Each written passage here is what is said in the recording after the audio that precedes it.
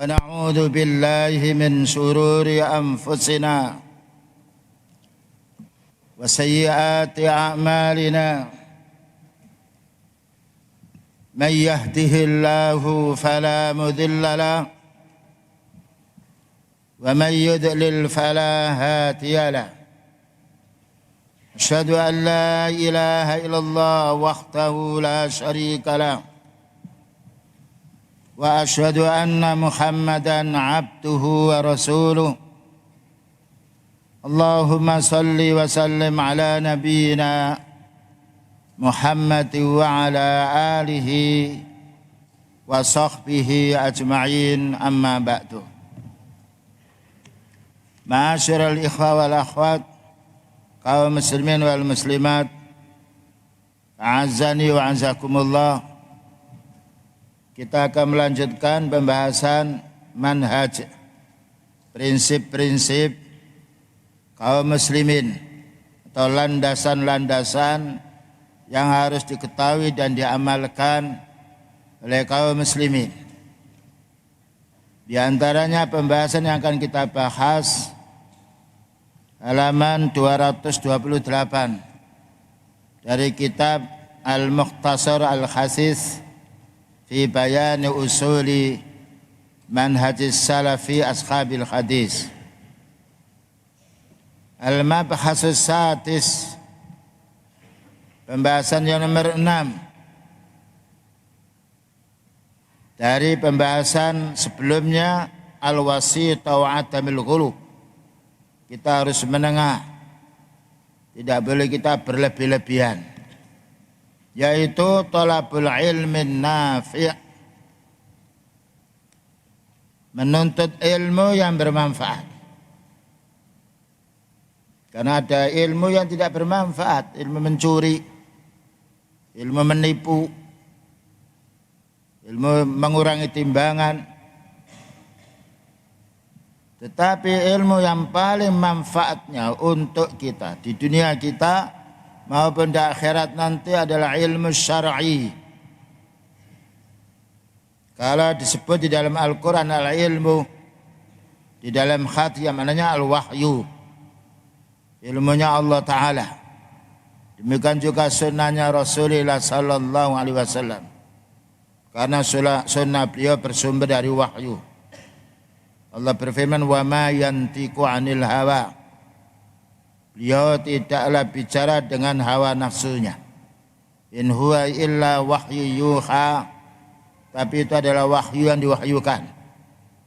Dan bergembiralah antum ketika menuntut ilmu. Di mahat ini diupayakan oleh para asatidnya agar antum bisa mendalami ilmu din dengan bahasa Arab. Karena semua ilmu din ditulis dengan bahasa Arab, baik itu Al-Qur'annya maupun hadisnya. Bahkan juga seperti sahabat Umar bin Khattab radhiyallahu anhu diharamkan menerjemahkannya dengan bahasa selain bahasa Arab, agar orang bisa faham dengan bahasa Arab. Karena bahasa Arab paling mudah, faham bahasa Arab, faham memahami Al-Quran dan Sunnah. Selanjutnya dijelaskan di sini, inna min ahammi usulit da'wati salafiyah. Sesungguhnya paling pokoknya, paling pentingnya landasan dakwah as-salaf. As-salaf adalah dakwanya utusan Allah Ta'ala, para sahabatnya dan para pengikutnya yang setia. Itu dakwah as-salaf. Dan kalimat salaf ada di dalam Al-Quran. Salafan wa salafan, yaitu as-salaf terdahulu. Selanjutnya pula di sini dijelaskan al-inayatu bitalabil ilmi syar'i wa ta'limihi. Dakwah salaf ini punya ciri khas tertentu yang tidak sama dengan dakwah yang pergerakan. Dakwahnya orang kharoki, dakwah politik. Dawa as-salafus salih al-inayah, bersungguh-sungguh, mujahadah. Dalam hal apa? Bitalabil ilmi syar'i, untuk mencari ilmu syar'i. Ilmu syar'i adalah ilmu Al-Quran, ilmu sunnah, karena syara' Allah Ta'ala yang mensyariatkannya. Ya, jadi bukan ilmu duniawi, walaupun hukumnya boleh, tapi yang wajib kita pelajari ilmu syar'i. Karena itu ketika telah berkembang ilmu syar'i ini menjadi baiknya umat. Wa ta'limihi, dan juga ciri dakwah salafiyah mengajarkannya. Belajar, mengajar. Mempelajari din, mengajarkan din. Kenapa harus belajar din? Karena itu kewajiban dari Allah. Mengajarkannya juga kewajiban dari Allah. Dan manusia ketika meninggal dunia harus ada generasi yang menggantikan mereka. Beliau meninggal dunia digantikan oleh para sahabatnya. Para sahabatnya meninggal dunia diganti oleh para tabi'in. Terus selanjutnya ahli hadis sampai sekarang. Karena itu walaupun bagaimanapun keadaan umat, tetap ada orang punya ilmu dan bersabar menyampaikan ilmu ini. Walaupun banyak fitnah. Jadi menuntut ilmu syar'i dan mengajarkan ini bagian daripada din dan paling baiknya orang. Karena beliau bersabda, khairukum man ta'allamal Qur'an wa 'allamahu. Paling baiknya kamu itu harus belajar Quran. Karena Al-Quran wahyu Allah. Mempelajari Al-Quran hendaknya mempelajari hadis Rasulullah sallallahu alaihi wasallam. Karena Allah Ta'ala menurunkan Al-Quran kepada beliau, bukan kepada kita. Wa anzalna ilaika dzikra litubayyana lin-nasi ma nuzzila ilaihim. Kami turunkan kepadamu wahai Nabi Quran ini agar kamu memperjelas makna pemahaman Al-Quran ini kepada mereka, maknanya kepada sahabat, kepada umatnya. Ya, jadi paling baiknya orang menuntut ilmu syar'i, mengamalkan, mendakwakan. Dan itulah yaitu akhlaknya para utusan Allah. Para utusan Allah mendapatkan wahyu dulu, diamalkan, kemudian didakwakan dengan penuh kesabaran. Dan memang kita lihat orang punya ilmu yang dia istiqamah berbeda dengan orang kafir, berbeda dengan orang awam. Mereka menjadi orang yang paling baiknya manusia. Para anbiya tidak ada yang jelek akhlaknya, tidak ada yang jelek moralnya, semuanya baik. Dan menjadi sebab orang lain menjadi baik. Inilah perlunya antum bersyukur. Allah Ta'ala memudahkan antum untuk menuntut ilmu din. Dan orang tua antum juga mau memondokkan. Ini harus disyukuri. Gunakan waktu sabab antum untuk menuntut ilmu. Kurangi keliaran ke sana kemari. Makan yang berlebih-lebihan. Ya, karena orang makan berlebih-lebihan akan jatuh kepada mengantuk, tidur.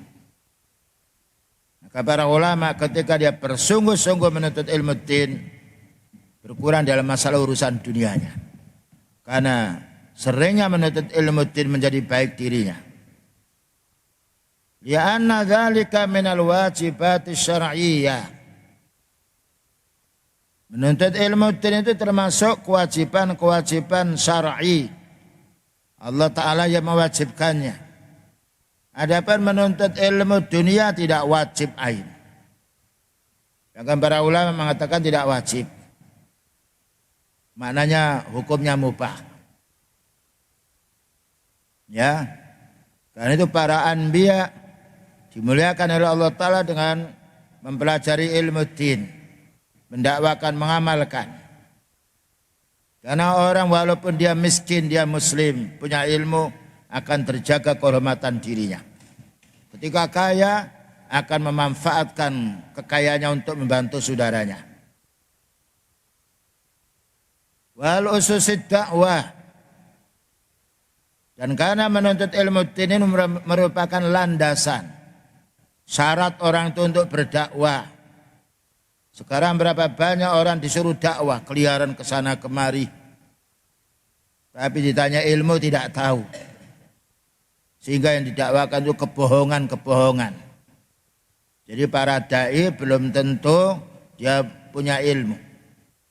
Maka dai as-sunnah, dai as-salafiyah wajib menuntut ilmu. Bagaimana kita menyampaikan sesuatu kita tidak tahu? Karena itu Al-Imam Bukhari mengatakan al-ilmu qabla al-qawli wal amal. Berilmu dulu, baru kamu berdakwah dan beramal.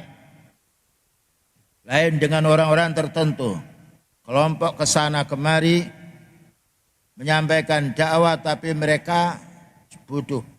Mereka tidak tahu ilmu. Ya, jadi dakwah butuh ilmu. Kalau membangun butuh ilmu, bagaimana dengan berdakwah? Paling mulianya, paling banyak manfaatnya. Kalau dakwah tanpa ilmu, madharatnya lebih banyak. Karena itu kita diwajibkan menuntut ilmu. Fa'lam annahu la ilaha illallah. Ilmu yang wajib kita pelajari ilmu tauhid. Terlebih dahulu. Dan khatis beliau, talabul ilmi faridatun ala kulli muslimin. Menuntut ilmu maknanya menuntut ilmu syar'i, bukan menuntut ilmu duniawi. Menuntut ilmu syar'i wajib, karena kita beribadah. Tanpa ilmu tertolak. Adapun kita tidak kerja karena tidak mampu, ada orang yang ngasih sumbangan. Tapi tidak ada orang menyumbang ilmu. Karena beliau bersabda al-ilmu bit-ta'allum. Ilmu din itu hanya bisa dipelajari dengan belajar. Hanya bisa diperoleh dengan belajar. Jadi landasan dakwah harus pakai ilmu. Wa qad jaa fi dzalika adillatun katsirah. Apa yang disampaikan oleh muallif ini dilandasi beberapa dalil yang banyak. Dalil yang pertama dari firman Allah. Minha diantaranya minal Qur'anil Karim. Itu adalah kalamullah, bicaranya Allah. Yang mesti manfaatnya. Dan banyak kebaikannya, tidak ada madaratnya. Dan akan membawa kebahagiaan dunia dan akhiratnya. Qala ta'ala min suratin Nakhli as-salisa wal arba'in ayat nomor 43. Fas'alu ahla dzikri in kuntum la ta'lamun. Ayat dari surat An-Nakhl as-salisa wal arba'in 43 ini dijelaskan oleh Syalbani rahimahullah ta'ala bahwa manusia dibagi menjadi dua. Pertama ada yang alim. Yang nomor dua jahil, bodoh. Ada awam, ada ulama. Cuma yang ulama lebih sedikit jumlahnya, manfaatnya banyak. Al-awam banyak jumlahnya. Orang awam kalau tidak menuntut ilmu bahayanya lebih besar. Dan memang Allah menjadikan manusia dua macam. Ada yang kafir, ada yang mukmin. Ada yang jahil, ada yang alim. Bagaimana yang alim bermanfaat untuk orang yang jahil. Sebagaimana Allah Ta'ala menjadikan orang itu kaya, bagaimana bermanfaat untuk orang miskin. Allah menjadikan orang mukmin, bagaimana bisa mendakwai orang kafir, mendakwai orang munafik. Fas'alu maka bertanyalah. Yang diperintah di sini adalah orang awam. Bertanya kepada siapa? Ahla dzikri, orang punya ilmu. Jadi Allah mewajibkan kita menanya. Bahkan juga fas'alu bisa juga mempunyai makna ta'allamu. Karena orang itu belajar karena tidak tahu. Demikian juga orang itu bertanya karena tidak tahu. Dan ini juga untuk kita para penuntut ilmu. Jangan sampai di kelas hanya diam. Tanya, karena ini perintah. Fasalu yufitu lil wujub. Ya, tidak tahu menanya. Lalu yang ditanya siapa ahla dzikri, orang punya ilmu. Ahla dzikri ahlul Quran wa ahli sunnah. Karena Al-Quran dinamakan adzikru. Lalu Allah menjelaskan siapa yang disuruh bertanya kepada orang punya ilmu ini, in kuntum la ta'lamun, jika kamu tidak tahu. Ini kewajiban orang awam, belajar. Kewajiban orang punya ilmu, mengamalkan ilmunya dan mendakwakannya, mengajarkannya. Kalau umat di dunia ini, dua ini kerjasama baik. Ketika Rasulullah SAW diutus oleh Allah Ta'ala, mulai dakwanya bukan politik, mulai dakwanya bukan mengatakan agama itu sama, tidak. Mulai dakwanya langsung dibacakan ayat. Karena itu adalah zikrun. Tantangan ketika pertama kali beliau berdakwah banyak sekali. Bahkan diusir dari negerinya. Tapi Allah berjanji, inna ma'al usri yusra. Setelah kamu sulit wahai Nabi sallallahu alaihi wasallam, nanti akan ada kemudahan. Sebagaimana antum belajar, mulanya sulit. Sebagaimana kita lahir, mulanya tidak bisa bicara, tidak bisa duduk, apalagi berdiri. Lama-lama dengan dilatih oleh orang tua kita, lama-lama kita asalnya awal masuk tidak tahu din. Dengan kesabaran para asatid menjadi orang yang penuntut ilmu dan tahu ilmu. Dan ternyata menuntut ilmu din lebih mudah. Menghafalkan Al-Quran Sunnah lebih mudah daripada menghafalkan prinsip-prinsip manusia. Ini harus kita fahami. Qala Ibnu Sa'di rahimahullah ta'ala, gurunya, syekhnya, Syekh Ibnu Utsaimin rahimahullah ta'ala, wa umumu hadhil ayat, umumnya ayat ini, yaitu surat An-Nahl as-salisah wal arba'un, fiha madhu ahlil ilmi. Pertama, Allah muji orang punya ilmu. Berarti Allah Ta'ala tidak memuji orang yang bodoh. Seandainya Allah Ta'ala memuji orang bodoh, tentunya tidak ada perintah untuk menuntut ilmu. Dan menurut akal kita, fitrah kita juga begitu. Orang punya ilmu itu lebih mulia. Karena tidak akan bisa dibujuk oleh orang awam. Tapi berapa banyak orang awam terbujuk, tertipu karena tidak punya ilmu. Makanya siapa di antara orang-orang yang keras di permukaan bumi ini yang bisa membujuk, merayu orang punya ilmu? Tidak bisa. Ketika orang itu istiqamah di atas ilmunya. Tidak bisa dibujuk dengan harta. Harta yang banyak kita dikasih dunia seisinya, kita hanya memanfaatkan sedikit. Mati kita tinggalkan. Tapi kalau ilmu kita mendapatkan yang banyak dari Allah Ta'ala, menyebar ilmu, menyebar pahalanya. Meninggal dunia pun ilmu itu kita bawa. Banyak pahalanya. Ini untuk mentasjik, memberi dorongan, motivasi sama antum. Masa muda, masa yang paling bagus. Dan ingatan yang paling kuat. Manfaatkan. Ya, waktu ini. Dan betul-betul murajaah, jangan sampai lupa. Wa anna a'la anwa'ihi, dan paling puncaknya, paling tingginya macam ilmu, al-ilmu bi kitabillah al-munazzali, ilmu kitab Allah Ta'ala yang Allah Ta'ala turunkan kepada Rasulullah sallallahu alaihi wasallam. Dengan bukti ketika bangsa Quraisy yang kafir, yang keras tindakannya, menyembah patung, kerusuhan banyak sekali, bencana menimpa. Ketika beliau bersabar mendakwai mereka menjadi orang Muslim, menjadi orang paling baiknya umat. Nah, ya. Jadi manusia tidak akan baik dengan ilmu dunianya. tetapi akan baik dengan ilmu dinnya. Kalau orang itu merasa takut kepada Allah. Mau mencuri, dia yakin Allah Ta'ala mengetahui. Mau mengurangi timbangan, yakin Allah Ta'ala mengetahui. Mau berbuat jahat, Allah Ta'ala melihatnya. Bagaimana dia mau berbuat jahat? Berbeda dengan orang yang tidak berilmu, merasa diawasi manusia. Padahal manusia tidur, manusia terlengah, manusia bisa dibujuk. Karena itu apapun perusahaan kalah dengan orang-orang yang kerja.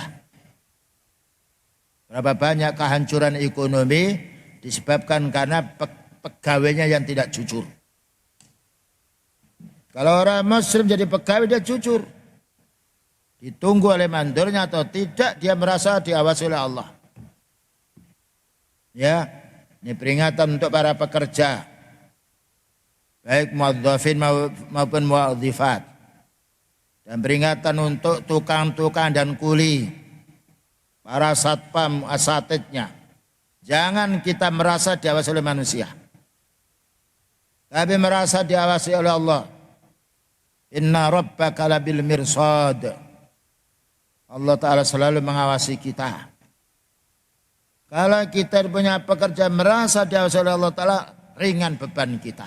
Kita tinggal, kita tidak mengawasi, dia tahu karena pengawasnya Allah. Tapi kalau pekerja itu merasa pengawasnya manusia, manusianya pergi, santai dia. Menzalimi orang. Bahkan juga tidak akan berkah pula gajinya. Karena menzalimi orang. Inilah yang harus kita fahami. Dan ini bukan penuntut ilmu saja yang harus merasa diawasi oleh Allah. Para pekerja, jual beli, keluarga harus merasa diawasi oleh Allah. Selanjutnya, dalil yang menunjukkan wajibnya kita menuntut ilmu dan manfaatnya. Dari ayat Al-Quran surat Ali Imran nomor 18. Syahidallahu annahu la ilaha illa huwa wal malaikatu wa ulul ilmi qa'iman bil qist. La ilaha illa huwal azizul hakim. Min surat Ali Imran al-ayat as-saminata asra. Syahidallahu Allah bersaksi. Menunjukkan mulianya yang disaksikan ini. Yang dipersaksikan ini. Karena Allah Ta'ala yang mensaksikannya. Annahu la ilaha illa huwa. Bahwa tidak ada ilah yang wajib kita sembah. Yang berhak untuk kita ibadahi. Illa huwa kecuali Allah. Ilah maknanya makluh, makbud. Wal malaikatu para malaikat. Makhluk Allah Ta'ala yang bersih dari dosa. Wa ulul ilmi. Dan penuntut-penuntut, pencari ilmu, penyampai ilmu. Qa'iman bil qisti. Menegakkan keadilan, kebenaran. Jadi manusia itu menjadi baik sebab ilmu. Ketika ilmu yang ia peroleh dibuktikan amal. Lihat keadaan orang sebelum ada dakwah sunnah. Hancur akhlak mereka. Sebelum diutus oleh Allah Ta'ala, utusan Allah Ta'ala, hancur moral mereka. Setelah diutus menjadi baik. Itu kuntum a'da'an fa'allafa baina qulubikum fa'asbahtum bi ni'matihi ikhwana. Ingat para sahabat, ketika kamu itu bermusuhan, in kuntum a'da'a. Orang bermusuhan orang gelisah. Mau makan juga tidak enak, mau tidur khawatir dibunuh. Nah, fa'allafa baina qulubikum. Allah melunakkan hati para sahabat. Dilunakkan kenapa? Dengan din. Dengan beribadah. Fa'asbahtum bi ni'matihi ikhwana. Sehingga kamu dengan nikmat Islam itu menjadi bersaudara. Persaudaraan Islam bukan dijalin karena kekayaan, bukan. Bukan dengan suku. bukan dengan bangsa, tetapi terjalin kejayaan Islam dengan kejayaan kaum muslimin dengan Islam. Innamal mu'minuna ikhwah. Orang mukmin bersaudara.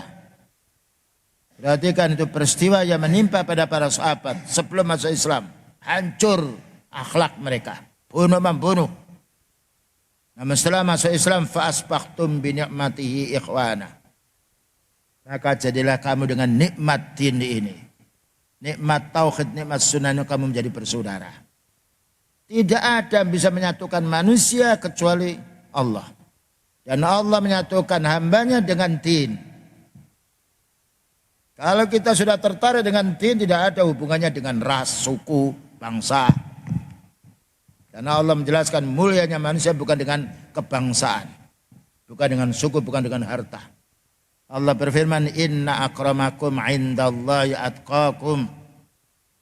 Sesungguhnya yang paling mulia kamu itu di sisi Allah paling takwa, yang paling banyak melaksanakan perintah Allah, yang wajib maupun sunnah, yang juga menjauhi larangan Allah yang haram maupun yang makruh.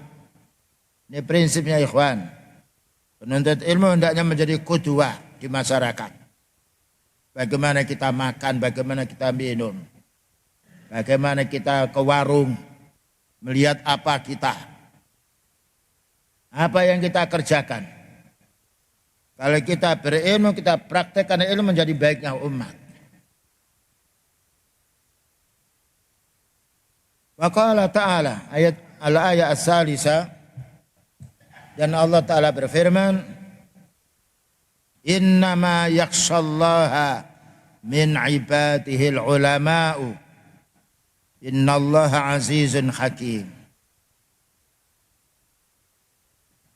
Innama yakhshallaha, innama lil khasr, menunjukkan pembatasan. Sesungguhnya yang paling takut kepada Allah, paling takut meninggalkan wajib, paling takut melanggar yang haram, min ibadi, dari hambanya ini, al ulama, mana ulama uddin, ulama syariah, laisa ulama teknologi, bukan ulama urusan dunia, tetapi disebut dalam ayat ulama adalah al-alimu fil Quran was sunnah ma'a fahmi sahabat radhiyallahu anhum. Apa yang Allah Ta'ala sampaikan dalam ayatnya terbukti dalam kenyataan hidup di dunia. Tidak ada para anbiya yang menjadi sebab resahnya umat karena kedolimannya, tetapi menjadi tenangnya umat karena kebaikan mereka. Karena itu antum tahu berapa banyak saudara kita dari beberapa tempat ingin hijrah dekat dengan orang punya ilmu. Bersyukur antum kalau punya ilmu, bisa menuntut ilmu. Bayangkan dari jauh-jauh dijual rumahnya, ingin pindah dekat dengan penuntut ilmu. Bayangkan kalau kita di kota yang kita lihat kemaksiatan, yang kita lihat dunia murni. Adzan didengungkan 21 yang datang, masjidnya mewah, pasarnya ramai. Padahal beliau menjelaskan, fa inna khairal biladi masajiduha. Paling baiknya negeri adalah masjidnya. Sedangkan paling jeleknya bilad adalah pasar-pasarnya. Artinya maknanya yang disampaikan oleh Al-Imam Nawawi rahimahullah ta'ala. Ini menunjukkan bagi kita hendaknya menuntut ilmu. Karena kalau orang sudah difahamkan oleh Allah ilmu, dunia itu rendah. Yang diingat, yang dinikmati adalah ilmunya. Innallaha azizun ghafur. Sesungguhnya Allah Ta'ala maha menang, ghafurun, maha mengampuni dosa hamba.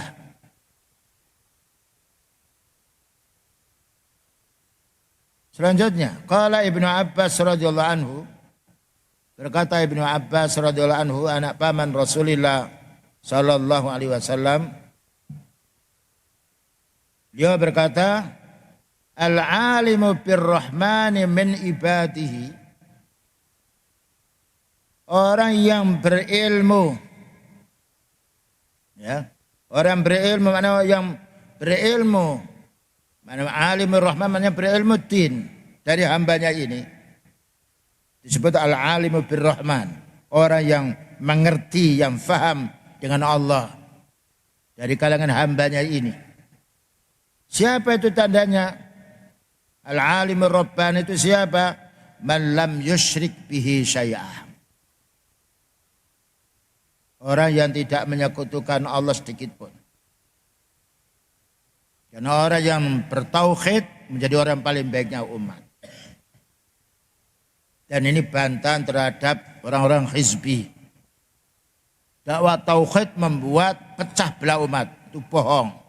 Itu waswas syaitan yang ada di dalam tubuhnya. Dakwah tauhid menyatukan umat. Bayangkan dengan apa Rasulullah SAW menyatukan umat di kota Mekah dengan ilmu din. Padahal sebelum disampaikan tauhid mereka pecah belah. Cuma tauhid yang al-awwal pertama untuk orang awam atau orang yang tidak tahu din gelisah karena perkara yang baru. Orang biasanya minta kepada dukun, minta kepada kuburan, memelihara azimat, ya, mengeramatkan pohon-pohon. Lalu dia mendengar diajaknya hanya beribadah kepada Allah. Tercengang mereka. Karena orang ahli tauhid sedikit jumlahnya dan dibenci oleh umat.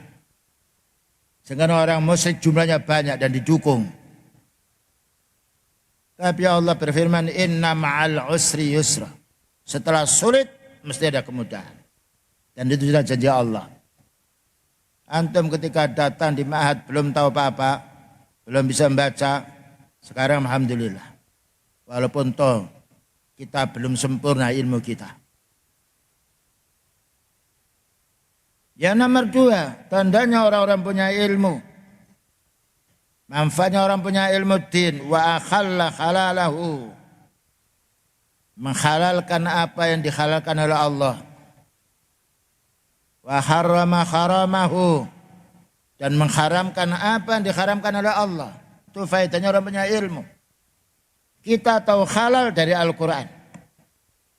Tahu yang wajib dari Al-Quran. Tahu yang sunnah dari Al-Quran dan hadis pula. Tahu itu haram dari Al-Quran. Tahu itu maksiat, itu zina, mencuri, ya, riba, haram dari Al-Quran. Bukan dari perasaan. Inilah yang harus kita fahami. Makanya ketika kita sudah menuntut ilmu, amalkan ilmu. Segera diamalkan, diwujudkan. Wa khafidha wasiyatahu. Maka orang punya ilmu adalah orang yang menjaga wasiatnya Rasulullah sallallahu alaihi wasallam atau wasiatnya Allah taala. Ya. Allah taala berwasiat kepada kita agar menuntut ilmu. Demikian juga Rasulullah sallallahu alaihi wasallam. Ya nomor 4, wa aiqana annahu mulaqihi. Dia yakin akan bertemu dengan Allah. Dan akan berhadapan dengan Allah yang menciptakan kita. Yang memerintah kita, yang melarang kita. Yang memberi rezeki kita. Wa muhasibi bi'amalihi.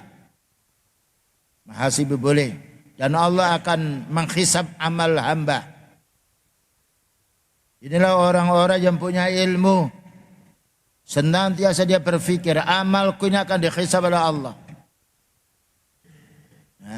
Dan amalku ini akan ditulis oleh malaikat. Dan nanti kita akan ditanya, bukan ditanya masalah dunia kita. Bukan ditanya berapa hartamu. Dan berapa rumahmu. Ditanya an rabbihi. Sudahkah kita beribadah kepada Allah? Wa an nabihi, sudahkah kita mengikuti sunnahnya?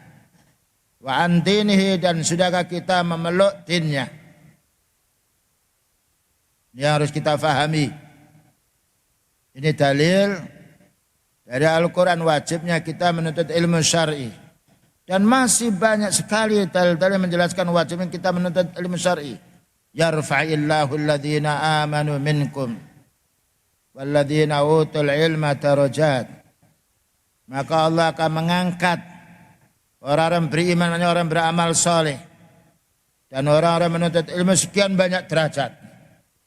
Para utusan Allah Ta'ala diangkat derajatnya oleh Allah Ta'ala dengan ilmu dan amal soleh. Para sahabatnya juga demikian. Selanjutnya, ada pertanyaan ya. Waktu tinggal 8 menit, kita jawab pertanyaan insyaAllah.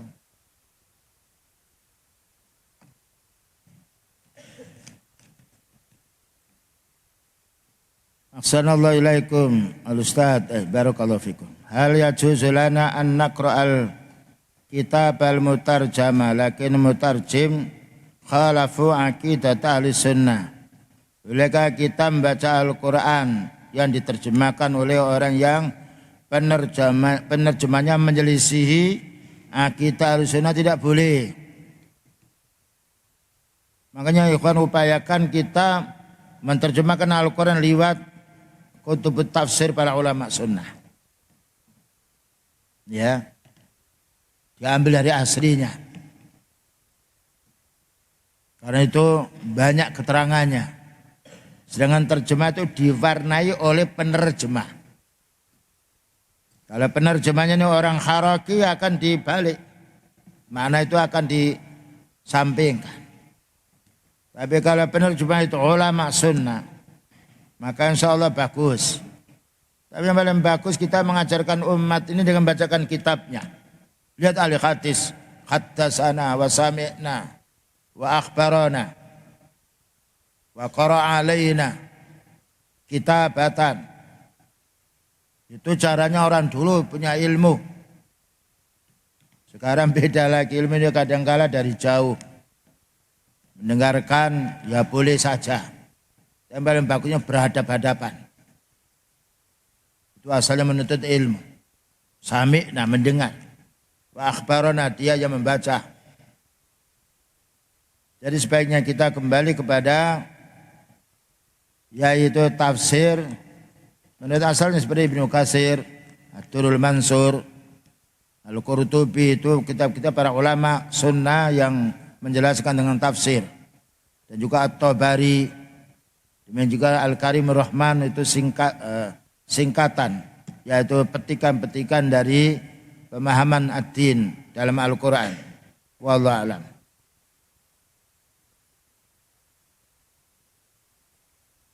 Bagaimana cara supaya terhindar dari santet? Baca Al-Quran.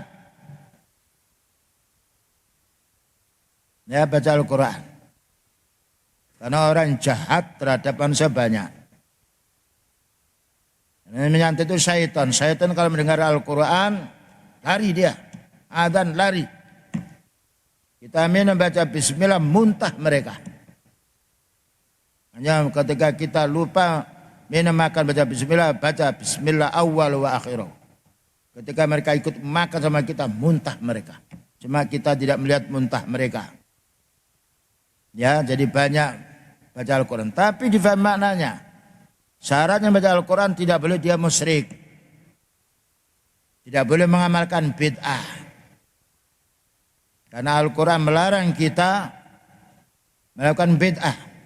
Am lahum syuraka'u syara'u lahum minat tini ma lam ya'dan bihillah.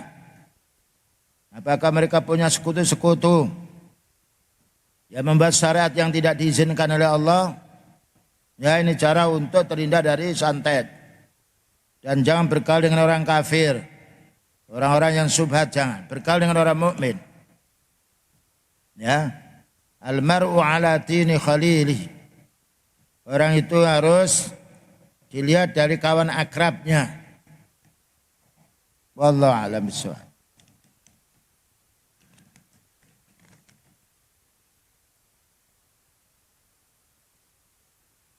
Ma hukmu sadaqah fil masajid ahli bidah la yajuz. Apa hukumnya bersedekah di masjid ahli bid'ah? Allah berfirman, wala ta'awanu 'alal ismi wal 'udwan. Jangan tolong menolong kamu dalam urusan dosa dan permusuhan. Bid'ah itu lebih ganas, lebih bahaya daripada orang maksiat. Karena orang maksiat merasa dia berdosa, maka sembunyi. Dan banyak orang yang menangkap orang maksiat. Tapi orang ahli bid'ah merasa dia dapat pahala, bagaimana dia berhenti. Makanya musuh utamanya ahli sunnah adalah ahli bid'ah, bukan musuhnya orang maksiat. Tapi ahli bid'ah yang memusuhinya. Nah, dan juga beliau pernah diundang oleh orang munafik untuk sholat di Masjid Dirar. Maka Allah Ta'ala beritahu, hancurkan masjid itu. Dan kamu hendaknya sholat di Masjid Quba. Tapi menghancurkan beliau atas perintah Allah. Kita tidak boleh karena kita tidak punya wewenang.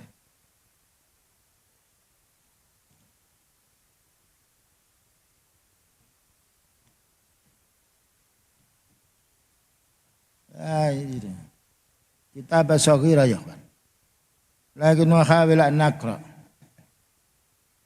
Hukum membuat sesuatu benda seperti potongan kayu atau besi yang khusus digunakan untuk sutra ketika sholat, apakah hal itu termasuk? Sebetulnya sutra kita ada, tapi kalau mengadakan seperti itu sebetulnya tidak ada, karena kita harus paling depan, nanti yang sholat belakangnya. Jadi kita tidak memasang sutra yang banyak di masjid. Jadi kita pas bawa tas boleh kita tegakkan tas kita. Dan upayakan ya kawan, sholat itu jangan sampai jam, pulpen, HP diletakkan di depannya. Nanti yang diingat akan HP-nya. Ini banyak orang sholat di kota-kota gitu.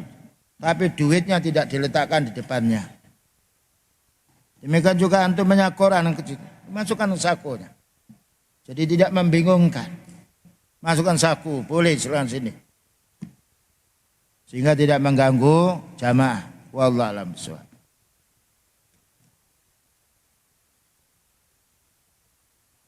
Apa makna la ilaha illallah yang paling benar? La ma'buda bihaqqin illallah. Tidak ada sembahan yang hak, karena ada sembahan yang batil. Kalau diartikan tidak ada Tuhan kecuali Allah, berarti setan juga beribadah kepada selain Allah.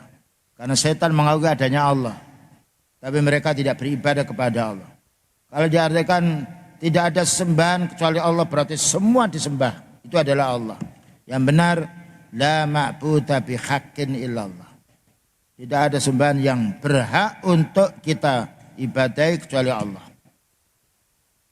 Wallahu a'lam.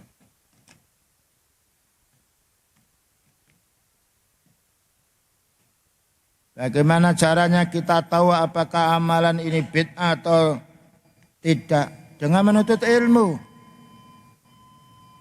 Dan apa tolak ukurannya ilmu? Kita disuruh menuntut ilmu.